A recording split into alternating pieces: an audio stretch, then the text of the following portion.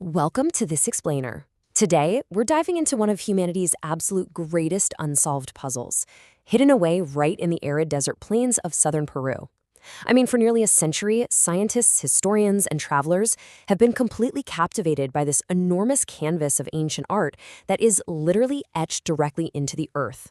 Okay, let's dive into this because the sheer scale of these creations is just mind-boggling. We're talking about geoglyphs that spread across hundreds of square kilometers. Some of these geometric patterns, spirals, and animal shapes are so incredibly immense that they can really only be fully appreciated if you're flying high up in the air. And that naturally leaves generations of us wondering, how on earth did ancient people design such precise, massive artwork without a helicopter or, a drone to check their work? Now, you might be wondering how they're even still here today. Well, to understand that, we've got to look at the environment. The Nazca Desert is literally one of the driest places on the planet. Rainfall is incredibly rare, the winds are super light, and the overall climate is remarkably stable. The desert surface itself is covered in these dark, reddish stones that are coated in iron oxide, but right underneath those stones, it's a much lighter, brighter soil. So, the ancient builders created these lines simply by sweeping away the dark stones to expose the bright ground beneath. It creates this stark, beautiful visual contrast that has somehow resisted erosion for 2 millennia.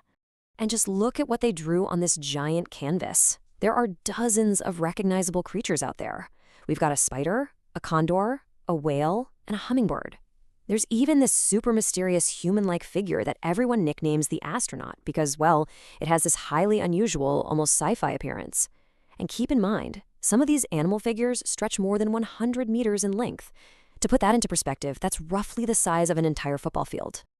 But wait, it's not just animals. There are over 800 perfectly straight lines crisscrossing the desert, with some of them extending for several kilometers. When you see a massive number like 800 stretching across that vast of a distance, it naturally raises the question of how an ancient civilization managed this level of spatial planning and execution, right? Section 1. Engineering without modern tech.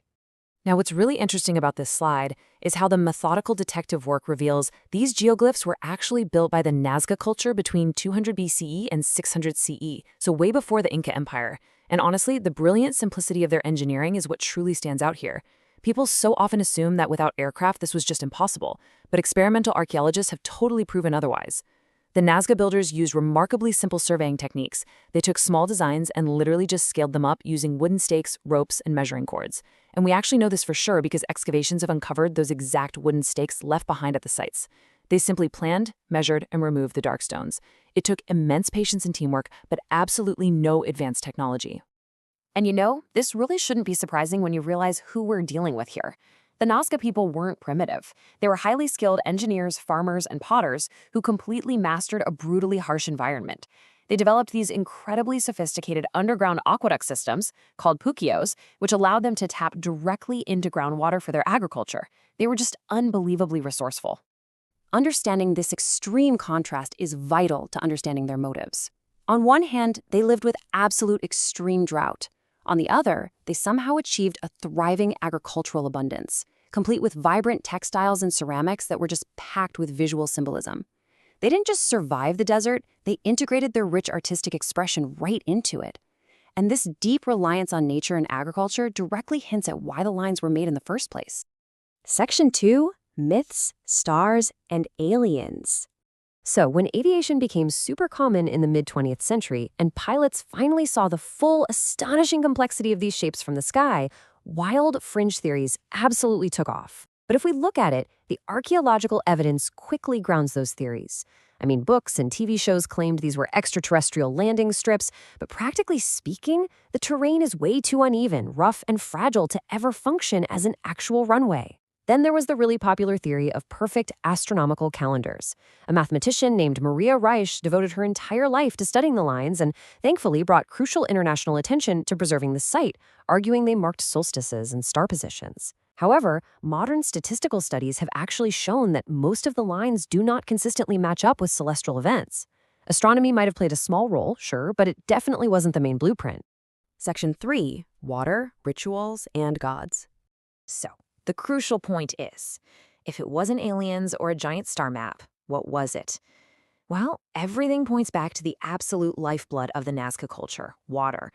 These immense geometric shapes weren't just pretty art meant to be looked at from afar. They were sacred spaces meant to be walked upon. Archaeologists have found that many of the lines are actually worn down by repeated foot traffic. Imagine massive groups of people walking these lines in grand processions and prayers, conducting rituals aimed at pleasing deities to bring rain, fertility, and agricultural abundance to a desperately dry land. And the animal figures fit perfectly into this spiritual framework. In ancient Andean cultures, animals represented really powerful natural forces. The hummingbird likely symbolized life and renewal. The spider was deeply connected to fertility and rainfall. And soaring birds, way high up in the sky, were likely viewed as messengers bridging the gap between human beings and the gods. The environment, the supernatural world, and their art were all completely intertwined. And we've got the hard archaeological evidence to back this up. Excavations near these geoglyphs consistently turn up physical offerings. We're talking vibrant pottery fragments, seashells, and other ceremonial objects left right on the lines. They've even found human remains indicating ritual practices. This really proves that organized religion occupied a central, hyperactive place in Nazca society, and the lines were essentially their grandest temple. Section 4. AI, Drones, and Preservation. It's crazy to think our journey of discovery here spans millennia. From the geoglyphs creation starting around 200 BCE to early aviation exposing their true scale in the 20th century, all the way to becoming a UNESCO World Heritage Site in 1994. Now, jump to the present day, and we're using drone photography, high-resolution satellite imagery, and laser scanning. And most incredibly, researchers are now using machine learning algorithms, AI, to identify super faint patterns on the surrounding hillsides that are so heavily eroded, the human eye literally can't even detect them. We're actually finding dozens of new figures as we speak. These incredible discoveries, however, are under immediate threat. Despite surviving the brutal desert climate for centuries, the lines themselves are incredibly fragile.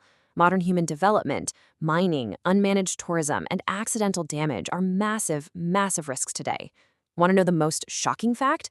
Just a single off-road vehicle driving across this delicate surface can permanently destroy centuries of history in a matter of seconds. It's wild. Preservation is truly more critical now than ever before. And this brilliantly illustrates why all of this matters. Ultimately, the scientific reality of how and why these lines were built doesn't take away the wonder, it multiplies it. It proves that ancient civilizations relying entirely on human cooperation, brilliant spatial planning, and deep spiritual traditions could literally transform an entire landscape into an enduring expression of their identity. So I'll leave you with this final thought to ponder. When we look at these massive, beautiful etchings surviving against all odds out there in the Peruvian desert, does their true magic lie in the supernatural myths we project onto them?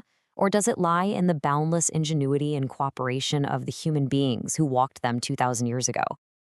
Thank you so much for exploring the Nazca Lines with us today, and definitely keep questioning the incredible history right beneath our feet.